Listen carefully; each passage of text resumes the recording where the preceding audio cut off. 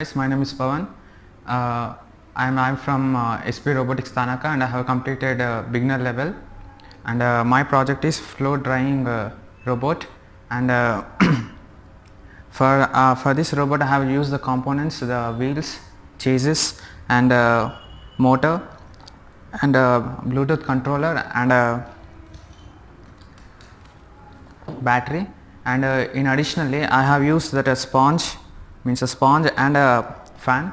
And for this application, I have where we can use is by sitting at one place we can clean the floor in every direction and in every corner, so that it can be helpful for us. And in one place we can work out all the things. So where I can show you in very practically. This is how we can control the robot by Bluetooth controller.